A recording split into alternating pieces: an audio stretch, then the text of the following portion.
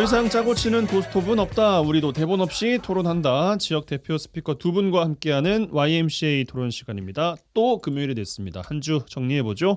두 분과 함께합니다. 여수 순천 YMCA 김대희 김석 사무총장 두 분 어서 오십시오. 네, 안녕하십니까. 네, 반갑습니다. 네, 한 주 어떻게 보내셨습니까? 먼저 김석 총장님.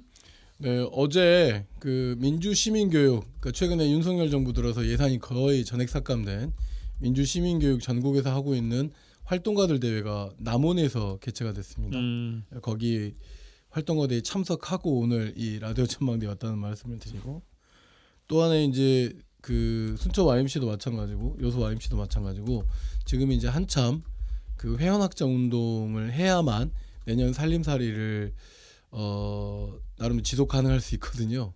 그래서 이제 그런 것들 때문에 어떻게 하면 뭐 잘해볼까 뭐 이런 고민하고 있고, 올해 그 이번 주 토요일 날 비 때문에 3번이나 수년되었던 순천 YMCA하고 K워터 주암댐 지사하고 진행하는 아이 축제가 토요일 날 조례 호수공원에서 1시부터 5시까지 개최됩니다. 그와 함께 참여해 주시고, 한 가지 좀 더 부탁드릴 것은 11월 1일부터 11월 10일까지 병뚜껑, 투명팩 플라스틱, 그다음에 우유팩을 중심으로 한 자원모아 챌린지를 순천 YMC가 좀 추진하거든요. 그래서 공동체 개인별로 참여를 해서 저희에게 가져다 주시면 그것을 그램 무게를 재어 가지고 포인트로 돌려드리거나 아니면 그 11일 날 자원순환 축제 때 저희가 시상을 하게 될 겁니다.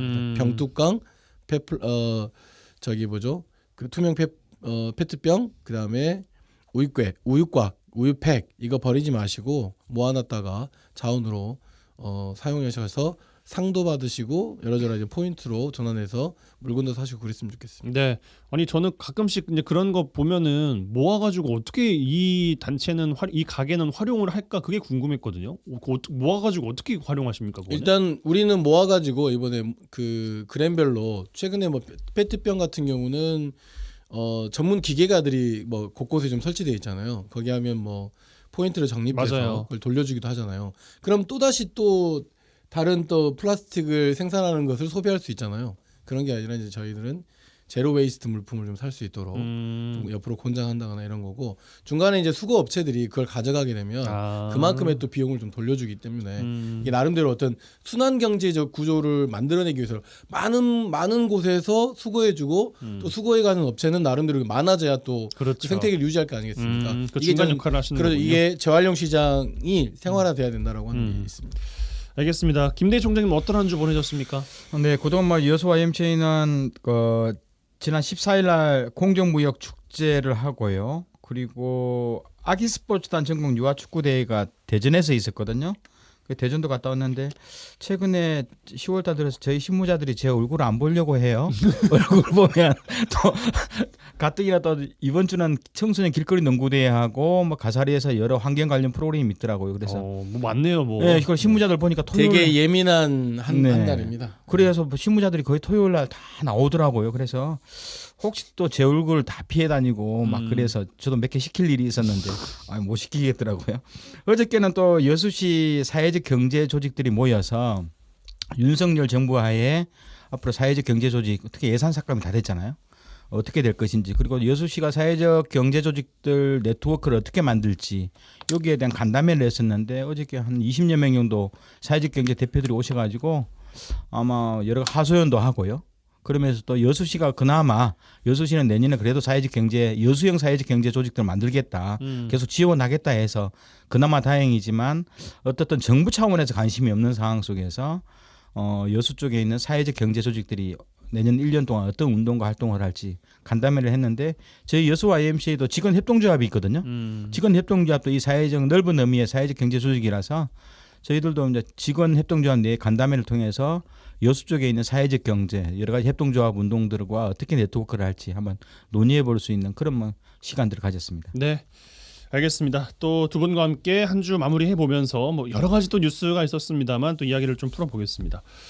국회에 대정부 질문이 있다면은 지방의회에는 시정 질문이 있습니다. 지역 현안에 대해서 지방정부의 의견 또 의문점 이런 것들 따져 묻는 시간인데, 행정사무감사와 함께 의정활동의 꽃이라고도 부릅니다. 요즘에 각 지방의회가 시정 질문하고 있어요.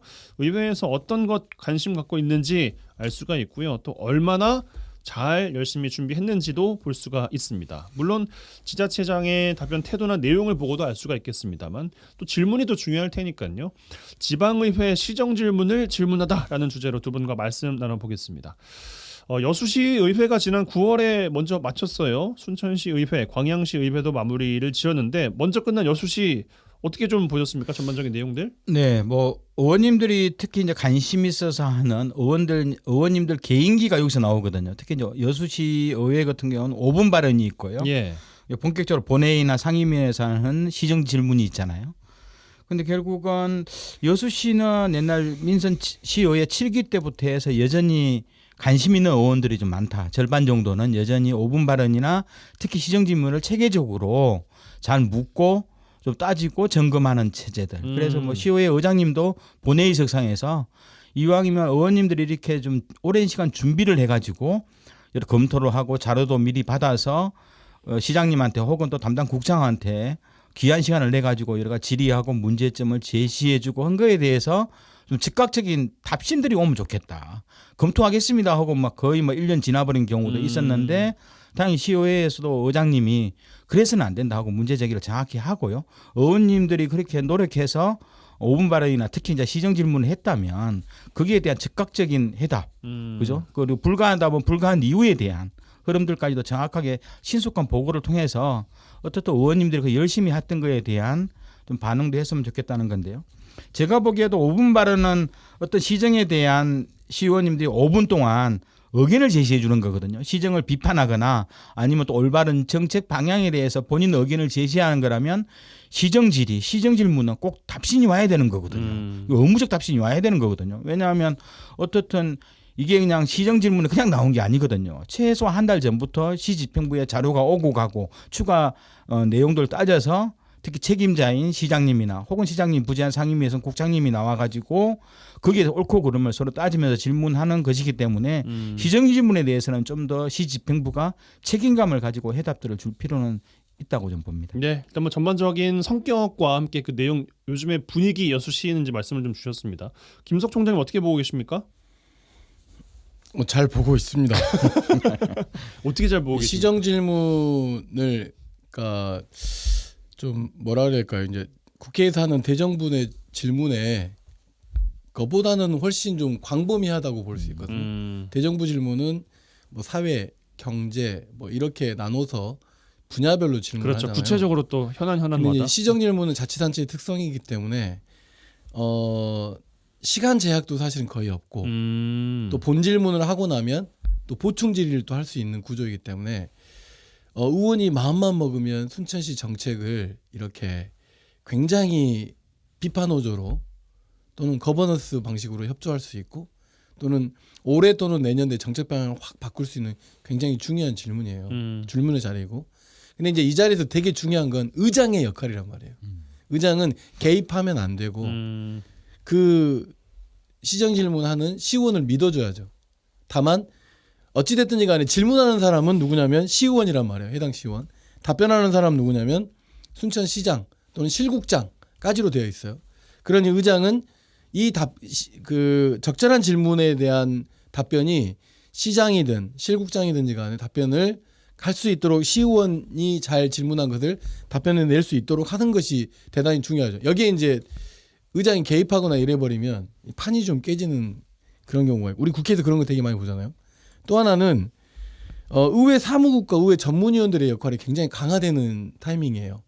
그러니까 뭐냐면 의회 사무국은 시정 질문한 의원이 어떤 취지로 이야기했는지를 잘 정리해서 집행부에 잘 답변할 수 있도록 하게 하는 거고 전문위원들은 시정 질문을 하는 데 있어서 시의원들이 어떤 법적 근거와 어떤 정책적 근거와 그러니까 예를 들면 국가는 어떤 정책을 전라남도는 어떤 정책을 순천시는 어떤 정책을 이럴 때 법적 근거나 이런 것들을 잘 보완해 줘야 시정 질문이 제대로 이루어지는 건데 화면에 드러나는 건 시의원 개인만 드러나는 거죠. 예. 그렇기 때문에 굉장히 좀 종합적 중요한 그런 시정 질문의 자리인데 그것이 시정 질문이다. 단순하게 질문하는 것만 끝나는 것이 아니라 그런 좀 말씀을 드리면서 순천시 의회 같은 경우는 4명의 시의원이 다 여성분으로 시정 질문을 했어요. 이번에요. 야, 이것도 되게 이채로운 일이었던 것 같고 그다음에 이 중에서 초선 의원은 서선남 의원 혼자 저는 얼마나 떨렸을까 싶어요, 사실은.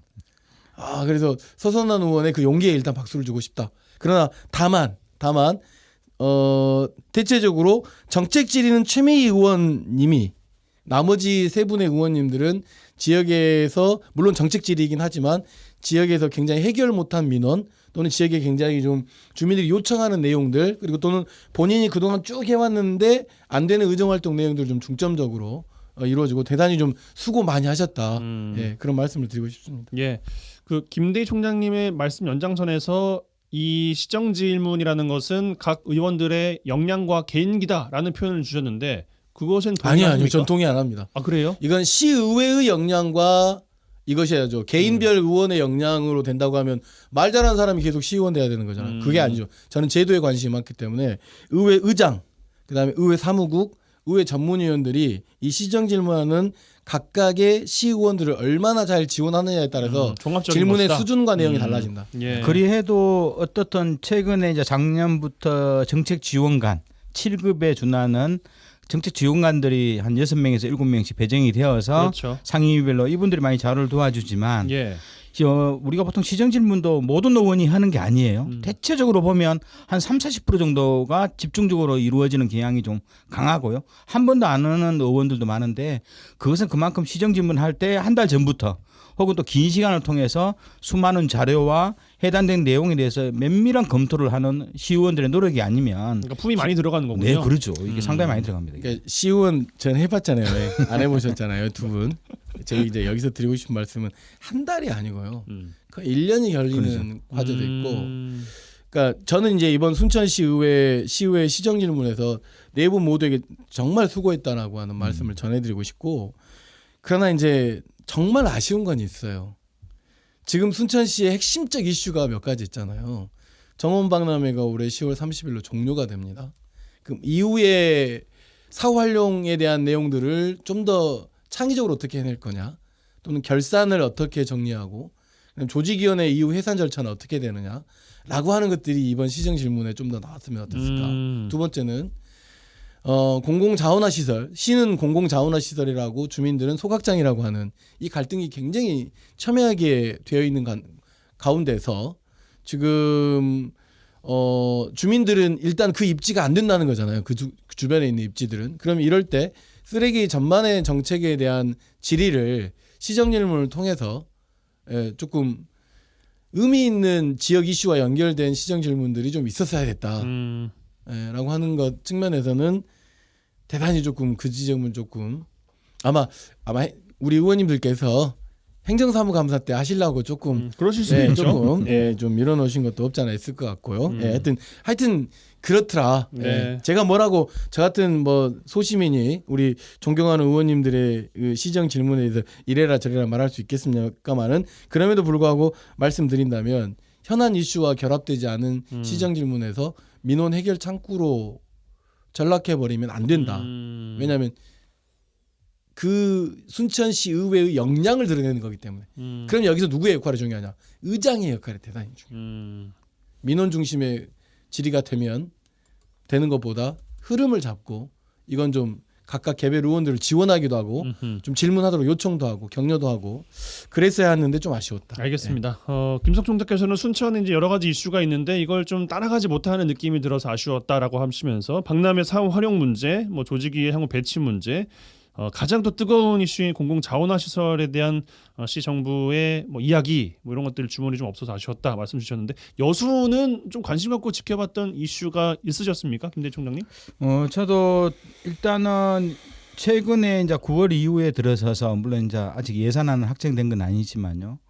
내년도 여수시의 여러 가지 그 세수 수입 문제라든가 그 국가 보조금 사업들이 대거 줄어들면서 2천억에서 2,500억 정도가 결국은 수입이었거나 세수가 빵꾸 나거나 아니면 중앙정부 지원이 없어서 2,500억 정도 사업을 줄여야 되는 상황인데 내년도 좀 재정 계획을 어떻게 지금 하반기 때 준비하고 계획하는지에 대한 이야기가 좀 폭넓게 나왔으면 좋겠고요. 예. 뭐 그런 내용들이 전혀 없는 상황 속에서 성담망내와 관련된 예산도 전액 없기 때문에 이런 문제들, 특히 이제 여러 가지 현안 개발 사업에 대한 흐름들까지 포함해서 내용도 좀 예산 계획들을 어떻게 잡아내는 것인지에 대해서 이런 폭넓은 이야기 나올 줄 알았거든. 지금 나와야지 결국 내년도 그러겠죠. 예산에 대한 방향 나올 건데 그런 내용이 생각보다 적었던 것이 좀 아쉽습니다. 네. 그럼에도 불구하고 그래도 이런 것은 좀 의미가 있었다라고 하는 게 좀 있다면 뭘 꼽으시겠어요? 제가 봤던 경우는 뭐 이석주 의원이 계속적으로 그 시정 질문에 대한 흐름들 나왔던 거에 대해서 왜 좀 전체적인 내용들이 보고 체계가 좀 부족하냐. 특히 이제 웅천동은 여수시 내에서도 굉장히 핫한 곳이고요. 인구가 집중화되는 곳인데 그러면서 여러 가지 개발 계획이 10년에 걸쳐서 얽히고 설켜서 지금 엉망진창이 되었지만 어떻든 많은 시민들이 거주하는 곳인데 1년 전에도 여러 가지 시정 질문을 통해서 문제 제기했던 파출소 문제라든가 새로운 학교 이설이나 신설 문제 또 뭐 분동 문제 이런 문제에 대해서 다양한 문제 제기를 틀림없이 했는데 그럼에도 1년 가까이 되도록 시의회에서 아무런 답변이나 내용이 없었던 거에 의해서 다시 재차 질문해 나가는 과정 속에서 어떻든 다양한 지역 개발과 관련된 문제 또 지역의 인구 집중화가 이루어지고 있고 또 이에 따른 공동화에 따른 시 집행부의 좀 다양한 정책들을 촉구하는 이런 모습들은 저는 좋은 모습이라고 봅니다. 예.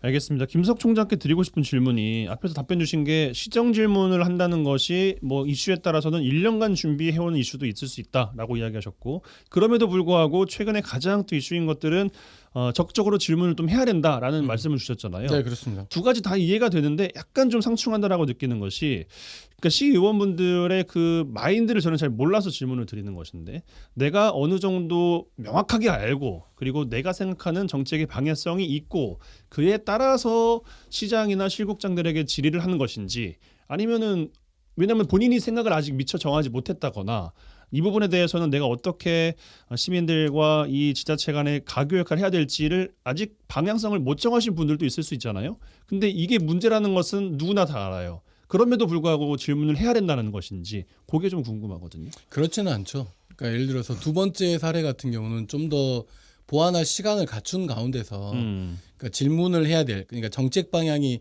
이게 시민들과 함께 의견을 물어보니까 옳다라고 하는 판단이 들었으면 네. 판단이 들었는데 시가 그쪽 방향으로 가려고 하지 않는다거나 아니 그쪽 방향에 관심이 없다거나 그쪽 예산이 줄어나 여러 가지 변수들이 있는 거잖아요. 이런 것들을 이끌어내기 위한 방식으로 시정 질문을 해야 되는 거죠. 예를 들어 봅시다. 정부가 청년 정책을 대폭 삭감했어요. 정부가 사회적 경제 관련된 예산을 대폭 삭감했어요. 관련된 R&D 관련된 예산을 대폭 삭감했어요. 네. 그러면 아주 중요한 시정 질문 요소가 되죠. 우리 입장에서는. 그렇죠. 내년 또 예산을 준비하기 때문에 그렇다면 순천시는 이와 관련해서 무엇을 준비하고 있느냐 대책이 있느냐 또 하나 지방교부세가 12% 정도 삭감돼서 들어온다잖아요. 순천시가 올해로 따지면 780억이 들어가요. 이 삭감에 대한 당신들은 대책을 세웠냐 세우지 않았느냐라고 하는 굉장히 중요한 소스들이 있는데 그런 질문들이 이루어지지 않았다는 거죠. 그러니까 뭐냐면 공부를 해서 완벽해라고 질문을 하는 건 아니에요. 그 의원들이 우리가 생각하는 만큼 엄청 바빠요.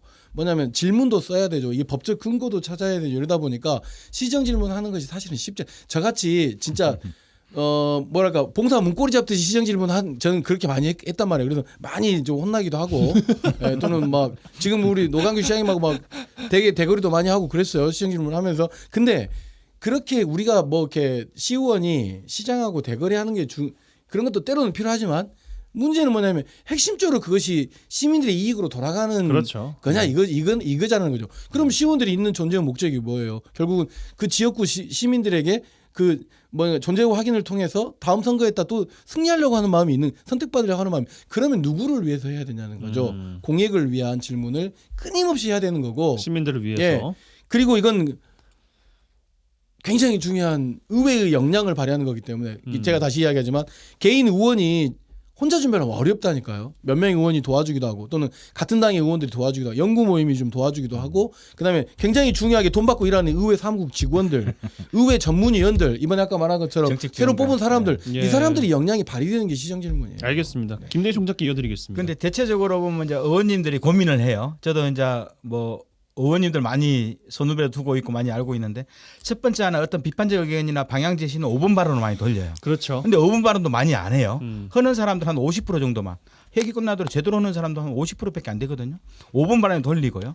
좀 어떤 중요한 특정 사안에 대해서 문제 제기를 강력하게 하고 확실히 그 문제점을 찍어내려고 하면 행정사무감사로 그 사업들을 준비를 해요. 미리미리 준비를 하거든요. 그러니까 그런 것들을 시정질문에 터뜨리지는 않아요. 근데 시정질문은 아까 말씀하신 것처럼 위원회 내에서 평소에 문제되거나 아니면 최소한 이것이 이제 보통 우리는 몰이라고 하거든요. 시 집행부 간부들이나 시장님한테 질문이 오고 가거든요. 한 10번 이상의 질문이 오고 가면서 질문도 굉장히 전문적인 내용이 많아요. 예. 그럼 사전에 이제 시장도 준비할 거 아닙니까? 준비하면서 답변 오고 가는 과정 속에서 특정한 분위기로 몰아가는 흐름들. 이건 굉장히 논리적 싸움이고요. 자료의 싸움이고 그러면서 어떤 시가 새로운 사업에 대한 방향을 인식하고 시장이 그렇게 하겠습니다. 이렇게 개선하겠습니다. 이런 과정들은 시정 질문이 가장 꽃이거든요. 그래서 아마 대체적으로 보면 시정 질문 하시는 의원님들은 저희한테까지도 문의가 와요. 특정 사안에 대한 그동안의 시민사회 의견이 뭐였냐. 그동안에 몇 년 전에 YMCA가 이런 내용에 대해 문제 제기를 했는데 어떻게 개선되고 있냐. 이런 내용들 다 모아서 시정 질문 과정에 가기 때문에 시정 질문 열심히 하시는 의원님들 아마 유권자 여러분들, 청취자 여러분들 박수 쳐줘야 됩니다. 근데 시정 질문 열심히 한다고 유권자들이 당선되지 않습니다. 저 두 번째 선거에서 톡 떨어졌고요. 떨어졌나요? 그러니까 뭐냐면 거기에 공을 들이는 것보다 주민들을 만나러 가는 게 더 이득이라고 생각하기 때문에 그럴 수도 있죠. 시정 질문을 많은 의원님들이 선거에 유리한 국면을 차지하려고 하는 굉장히 머리 적은 의원님들은 시정 질문 잘 안 하죠.